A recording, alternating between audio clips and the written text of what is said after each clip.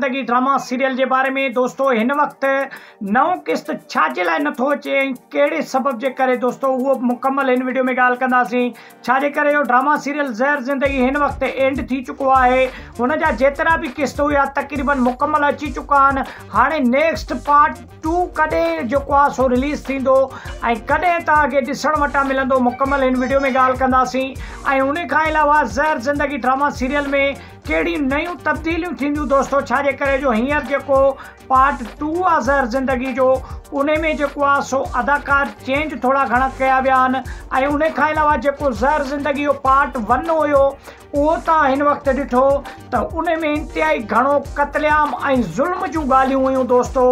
हिन वक़्तु अगरि जेको पार्ट 2 अची रहियो आहे उहो मोहब्बतनि जो पैगाम खणी ईंदो ऐं इंतिहाई सुठो ड्रामो जेको आहे सो रिलीज़ थी निकिरंदो साम्हूं ईंदो। तव्हां ॾिसंदो त इंतिहाई तव्हांखे पसंदि बि ईंदो ऐं इंशाअल्लाह असांजी तवक़ो आहे। ऐं तव्हांखे मां हिकिड़ी ॻाल्हि ॿुधाईंदो हलां त हिन वक़्तु ज़हर ज़िंदगी ड्रामा सीरियल जा कुझु जेके बि नयूं जेके एपिसोडूं ईंदियूं आहिनि उन में घणे भाङे जेको आहे सो इरादो आहे त शहर जो कल्चर बि कुझु तव्हांखे हिन ड्रामा में ॾेखारियो वञे ऐं जेको मार धाड़ आहे जेको ज़ुल्म जी कहाणी आहे उहो दोस्तों हिन ड्रामा 2 में जेको आहे उहो घटि कयो वेंदो। शहर जे लिहाज़ सां तव्हांखे जेको आहे सो उहो ॾेखारियो ऐं ॿुधायो वेंदो दोस्तों। उन में कहिड़ा नवां अदाकार ईंदा उहे बि तव्हांखे असां हिन वीडियो में ॿुधायूं था त ज़हर ज़िंदगी ड्रामा सीरियल पार्ट 2 में कहिड़ा नवां अदाकार ईंदा। छा ज़हर ज़िंदगी ऐं हाय तकरार जा गॾिजी जेको आहे सो मिले जुले अदाकार खणी ऐं हिकिड़े ई में ड्रामे में ऐड कया वेंदा ज़हर ज़िंदगी ड्रामा सीरियल में। मूंखे त घणे भाङे ईअं ई लॻे थो त ज़हर ज़िंदगी जी जाइ ते ड्रामो सीरियल मोहब्बतनि जो माग स्टार्ट थी चुको आहे दोस्तों।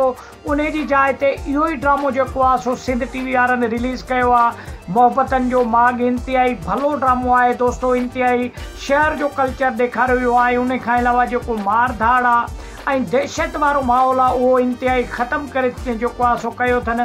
ऐं उन में कहिड़ा कहिड़ा अदाकार आहिनि उहे तव्हांखे ॿुधाइण खां अॻु में असांजी हिकिड़ी रिक्वेस्ट आहे त असांजे चैनल खे सब्सक्राइब कयो ऐं वीडियो खे लाइक करे सुठो कमेंट ॾेई पंहिंजे राय जो इज़हार लाज़मी ॾींदा त दोस्तों तव्हांजो त हिकु रुपयो बि ज़ाया न थींदो लेकिन असांजी वॾी हौसला अफ़ज़ाई थींदी आहे। हलूं था माता मूसा नवाब खान ऐं आज़म मेंगल खे बि खयो वियो आहे हिन ड्रामा में। जेके तव्हांखे ख़बर आहे त हाय तकरार ड्रामा सीरियल जा एक्टर आहिनि दोस्तों।